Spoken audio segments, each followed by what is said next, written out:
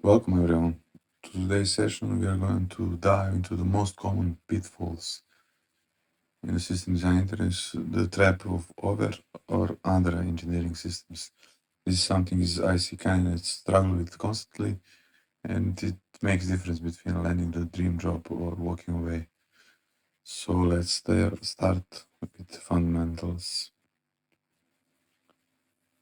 What we really talk about when we say over or under engineering.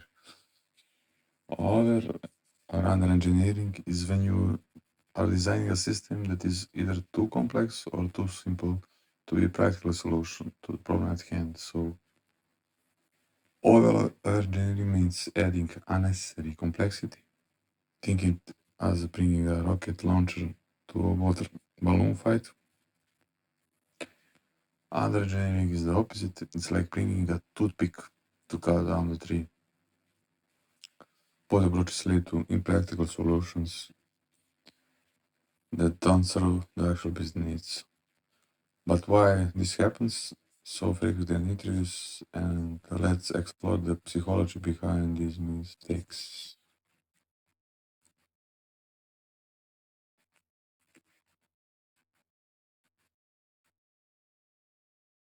Let's imagine you're sitting in the interview and you're nervous and want to impress, and suddenly you start making decisions for all the wrong reasons.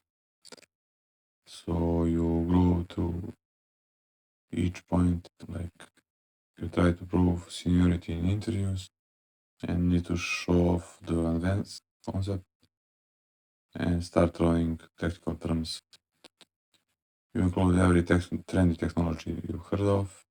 Your diagram is your diagram looks too simple, so you add more boxes to look professional.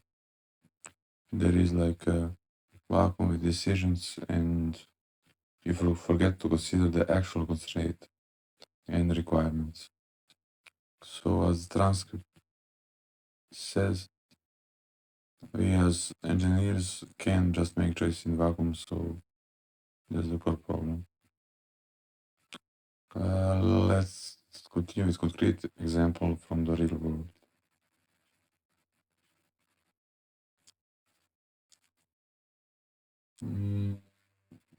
To paint a picture, if you're designing a system for a startup with 200 users and you propose a microservice architecture with like multiple databases, caching layers, queues, service meshes, and you walk through the consequences. So you are like 3% engineering team that now spends months setting up infrastructure and like having a big bill for infrastructure. Every additional component is a new place to things to break, and it's a question who is going to maintain all this complexity. And meanwhile, your competitor launches with a simple monolith and like capture the moment while you're debugging and you're distributed. Let's take a look at a real interview example.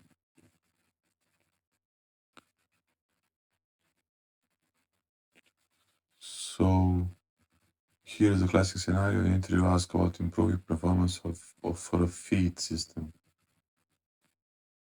And let's break down the candidate response. The candidate immediately jumps to like connecting the services and immediately adding caching everywhere. So like feed cache, post cache, user post cache. And for this, there is no analysis, no consideration of trade-offs, and no understanding of specific problems. So it's just throw cache everywhere approach. So let's analyze where is this approach fundamentally flawed.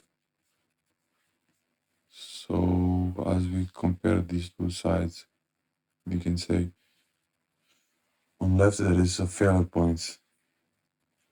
So which cache is potential single point of failure? Like there is data consistency now to keep multiple cache in sync. There is no analysis or candidate didn't think about which cache would actually help.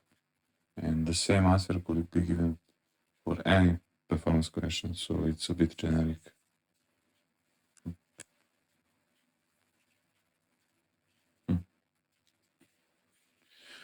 Better approach. On the pro side, better approach would be to analyze where caching helps most. So explain where not to cache. This shows deeper understanding and consider the trade-offs like complexity as benefits, as benefits. It's more impressive to thoughtfully exclude something than blindly include everything. So let me show how a strong candidate could handle the exact same question.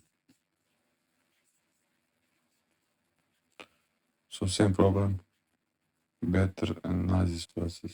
So same question, but different approach. So first we identify where the time is spent, so it's database reads, and then consider the caching options. So we finally evaluate each option and its actual value. So notice this is not just listening to the solution, this is analyzing the problem first and diving deep further in analysis process.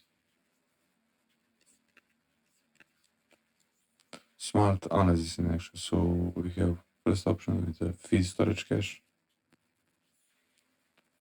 The can thinks it's true and it's like it would look similar to how we feed storage currently is stored. So basically it's kind of introducing a second key value store and it's realizing it's not worth the complexity. Post cache, this would be more efficient because for celebrities where one post can be seen by millions of times, now they're thinking about like actual user patterns. So they move from generic thinking to problem-specific analysis. They understand that celebrity posts have different access patterns than personal feeds. So this kind of thinking demonstrates what we call a reasonable engineering trade-offs. So it's key insight, it's understanding the unique challenges of this specific prompt, making reasonable engineering trade-offs. The best engineers don't just know the technologies, they know when and why to use them. So for each point, they would stay focused on the specific problem you're solving. It would they would try to identify what this problem, why is this problem unique, and identify its challenges. They would weigh in all the pros and cons, so every decision has costs and benefits. They will adopt solutions, so it's not like a don't use cookie cutter approach. So and they would avoid generic thinking, so avoid add cache everywhere, and just keep a few they can say why and where they should be useful. So this kind of connects to a broader theme which we are exploring. So let's go back to the key principle. The four keys for recap is don't jump head first into problems. So ask qualifying questions. Don't try to prove seniority with buzzwords. So the goal isn't to impress with the complexity, to solve a problem efficiently. Don't fake expertise, like don't use tools that you don't understand and don't propose them. And be honest, it's better than getting caught in a lie. And don't over-engineer the system. Match your solution complexity to the problem and actual requirements. So all of these come down to the one central theme. So the key takeaway is the solution should be adapted specifically to the problem rather than a generic one that can be applied to many problems. So this is what separates senior than junior engineers, and junior would know the pattern and apply them everywhere, and senior know and not to apply the patterns. So everything we discuss comes back to staying focused on the problem and don't get distracted by shiny technologies or complex architectures. So how to apply this to your practical interview? So make it actionable. So scale matters. A solution for 100 users is completely different from the 100 million users, and always ask about the scale first. Explain your reasoning and why. Don't say what you'll do, explain why. So you choose Redis because you need small latency and data fits in memory. So um, consider maintenance. So ask yourselves, can team actually maintain this architecture? And think about the cost. So your fancy distributed database might cost a lot more per month. And is that worth the money? So stay on the problem and think what is unique challenge for this problem and keep asking this question. So to help internalize this some question you should ask yourself during the interview. And also there are some questions that you should ask yourself.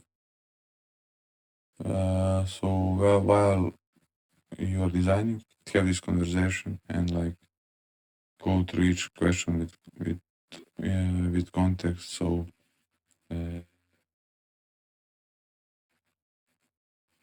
you should think about, is this complexity necessary? So if you're adding microservices for 100 or 1000 users, it's probably no. So for the benefits, you should think about caching layer and one example is caching layer, and like would this improvement make a big difference or just add weeks to your development team? Think about what is the right problem. So are you optimizing for like read speed when you have a real issue? Like that in that part, or like it's something different like data accuracy. So then team maintain this solution? So basically if you have like a Kubernetes cluster, can your team actually operate it? And growth scaling, will this work when you have like 10x the users? So think about these questions and try to step back and make the make it like clear in your head. So let's wrap it up with a key message. So remember, the goal of system design interview is not to show off and demonstrate that you can solve. It's demonstrate that you can solve a real problems with appropriate solutions. So think about, before adding any kind of service, database, or cache, ask yourself, does this actually solve the problem at hand? And I'm just making my diagram look cool. And next time, as we talk about system design interest, so the technical solution won't matter if you can't like explain it clearly. So thank you for your attention and stay focused on the problem during the interview. Cheers.